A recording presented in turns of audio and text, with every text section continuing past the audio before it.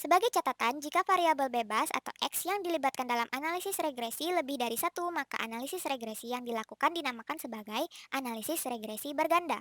Dalam membentuk persamaan regresi pada analisis regresi berganda, selain ketiga asumsi yang sudah dijelaskan sebelumnya, terdapat asumsi lain yang harus dipenuhi, yaitu asumsi non-multikolinearitas. Asumsi ini memberikan pengertian bahwa tidak terdapat korelasi di antara variabel-variabel bebas atau XI dengan XJ. Pemeriksaan asumsi ini dilakukan menggunakan statistik variance inflection factor. Pemeriksaan asumsi ini dilakukan menggunakan statistik variance inflation factor atau VIF. Dengan kriteria bahwa nilai VIF yang lebih besar dari 10 mengindikasikan adanya koliniaritas di antara variabel bebas.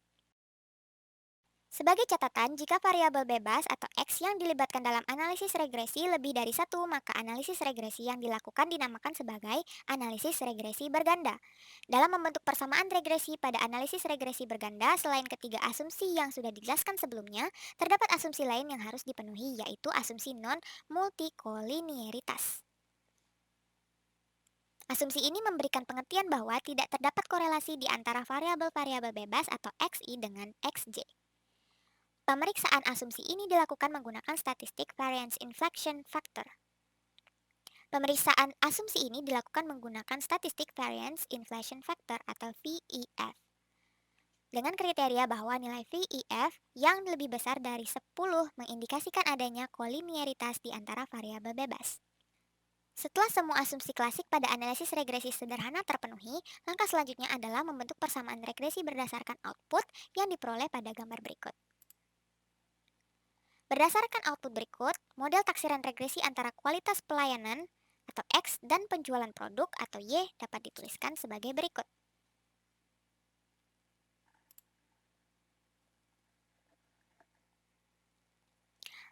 Artinya, secara rata-rata penjualan produk pada saat kualitas pelayanan 0 adalah 93,845 atau 94 pieces atau berada pada interval 68 sampai dengan 190.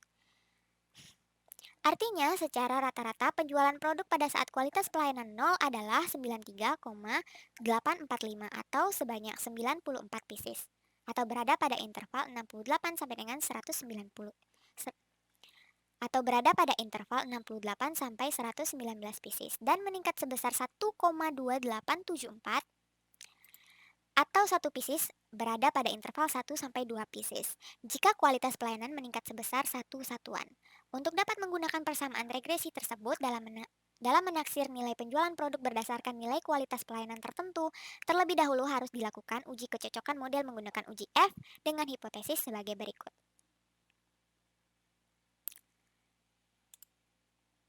Berdasarkan output berikut, diperoleh bahwa nilai statistik uji F sebesar 29,221 dengan sig atau p-value sebesar 0,000. Kriteria uji yang digunakan adalah tolak H0 jika p-value kurang dari alfa dan terima dalam hal lainnya. Dengan demikian, dapat disimpulkan bahwa H0 ditolak karena nilai p-value yang diperoleh jauh lebih kecil dari taraf signifikansi yang digunakan, yaitu 0,000 kurang dari 0,5.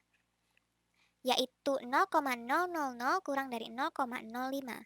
Artinya terdapat pengaruh dari kualitas pelayanan terhadap penjualan produk atau dengan kata lain, model regresi dapat digunakan untuk menaksir atau meramalkan nilai penjualan produk berdasarkan kualitas pelayanan yang diketahui. Setelah uji kecocokan model dilakukan, selanjutnya dilakukan uji model secara parsial dengan hipotesis yang sama pada uji kecocokan model. Perbedaan hipotesis yang digunakan untuk kedua uji ini akan lebih terlihat jelas pada analisis regresi berganda. Oleh karena pada kasus ini adalah analisis regresi sederhana, dengan banyaknya variabel X yang dilibatkan hanya satu, maka hipotesis yang sama akan digunakan pula pada uji model secara parsial. Uji model secara parsial digunakan untuk menguji apakah variabel X berpengaruh secara signifikan terhadap variabel Y. Dalam hal ini, kualitas pelayanan terhadap penjualan produk. Statistik uji yang digunakan adalah statistik T. Nilai statistik T diperoleh pada output yang sama untuk pembentukan model regresi yaitu pada gambar berikut. Berdasarkan output tersebut, kita memperoleh bahwa nilai statistik T yang dihasilkan yaitu sebesar 5,406 dengan sig atau p-value sebesar 0,000. Kriteria uji yang digunakan adalah tolak H0 jika p-value kurang dari alfa per 2 dan terima dalam hal lainnya. Dengan demikian dapat disimpulkan bahwa H0 ditolak. Karena nilai